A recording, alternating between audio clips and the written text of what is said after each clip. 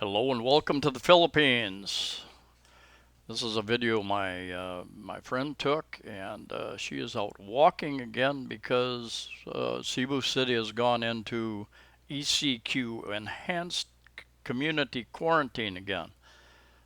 So no taxis, very few buses, and she's walking and going to stop and talk to this girl. If she's got a bicycle that is broken, they're going to figure out how to fix it. And a little bit about her story, interesting story, and I'll tell you about the details. There's the lady, she's putting a bag of rice. She got it from her family up in Talamban. Her and her family, I think there's five, her and her husband and three children. And they had received a little bit of money during the quarantine. They had received a like 25 kilo bag of rice, but five Filipinos go through that rice pretty quickly, and especially when that's about all you have to eat. I think they had a couple tins of sardines and maybe some bread as well, something like that. But anyway, her husband is unemployed. He's got some major liver issues, as well as diabetes, high blood pressure, I think. And she was the sole breadwinner for the family. And when the quarantine went into effect, she lost her job. No money. It's been 3 months now. So they ran out of food, and she lives down near the downtown area, I think, and she had ridden this bicycle up to Talamban, up kind of in the north area of Cebu City, uh, to talk to her family, get some rice from them, rice and a fish, and maybe something else as well. Anyway, enough to get them by for another week or so, hopefully. This you could multiply this type of situation probably a million times. Filipinos running out of money, running out of food. Even though many of the barangays have, for the poorest of the poor, they've handed out money to some of those people. They have handed out bags of rice to some of those people, but I see many, many more people out on the streets begging for money. Anyway, her bicycle, the chain is off, and my friend is trying to help fix it. Many of you have had bicycles, and you know very well how to adjust a tire on the frame there to tighten that up. Now, when you have a multi-speed bicycle, that can be a little tricky with that gear sprocket back there. If it's off a little bit, it can just continually come off there, and but definitely needs some oil, needs some grease or something to lubricate that thing up.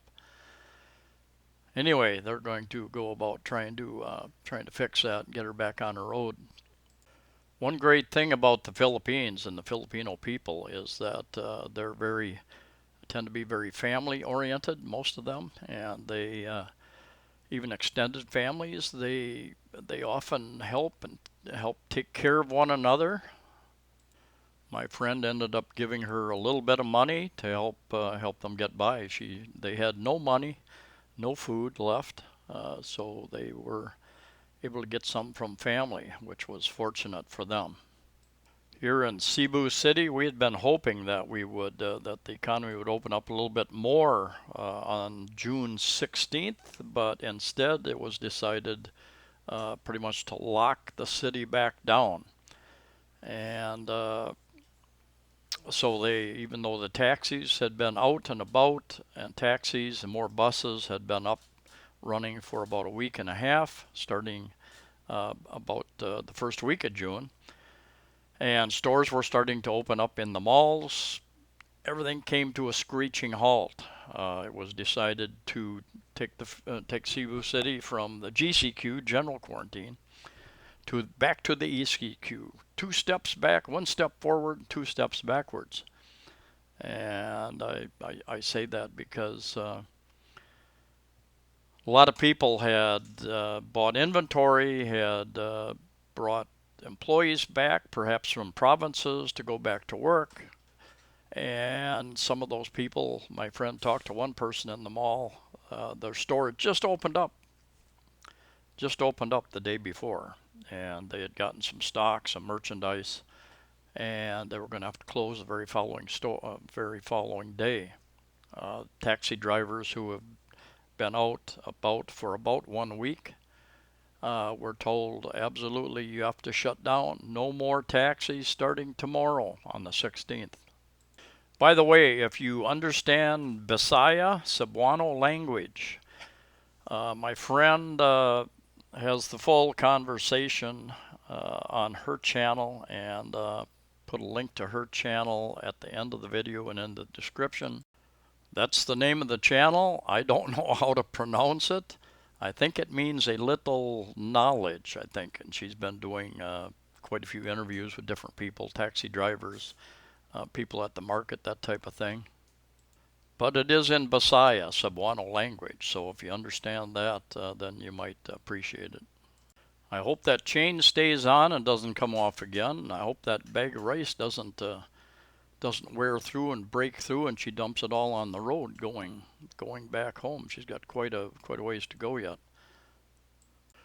One of many major consequences of shutting the economy down around the world and here in the Philippines, they did a survey, an online survey, so people who have phones could take the survey. I think it was some kind of social site where they took the survey, not Facebook. But they said that over 4 million people said that they were very hungry. So anyway, that's a lot of people. About 110 million people in the Philippines. People who normally wouldn't describe themselves as hungry. 4 million people, very, very hungry. So when families lose their jobs, they lose their income, and yet many of their bills, they still need to have bills to pay. They may have taken loans out, whatever the case. They may have medical bills, medical necessities, medicine. It all adds up, and it is a major, major issue that most people are not talking about. I walked over to Landers, walked past over through the Ayala Mall area. That is, like I said, they're all closed down except for the supermarket now. Many of the stores had been opened just 2 days ago, and then in the blink of an eye, they were all told they had to shut down again, shut down the economy. Anyway, walked over to Landers, a store similar to Costco, a membership store. Costs, I think, about 700 pesos, $14 a year to join it, similar to S&R here in the Philippines. And sometimes they have promotions where it might be 400, about $8 instead. Anyway, traffic enforcer out there pulled over a taxi to remind him that no more taxis. So they give him, I think they give him 1 day leeway to remind them that starting the following day, no taxis. Most of the taxi drivers had been given incentives, low rental rates to get them to agree to go back on the streets, not knowing how many passengers they would have, what kind of income they would make. So that was an advantage. But no airport traffic, no airport customers coming and going. So they had kind of hit and miss with passengers. And a lot of people, of course, still don't have enough money to pay the taxi drivers. So they're looking for jeepneys, which are not existent at the present time here in Cebu City. They put on quite a few more buses, many more buses in the Cebu City, Mandaue City, Lapu-Lapu City, Mactan Island area. In the last week and a half, now they've pretty much disappeared again as well. With the more strict quarantine rules, the lockdown rules. So people are back to walking and using delivery services when possible. Anyway, that's coming up here, the Cebu Business District, which has the Ayala Mall in it. I've got a number of videos coming up very soon, possibly even another one tomorrow, about some of the news I've heard, some predictions that I'm going to make about travel. So stay tuned, stay safe, stay healthy, and I'll see you next time.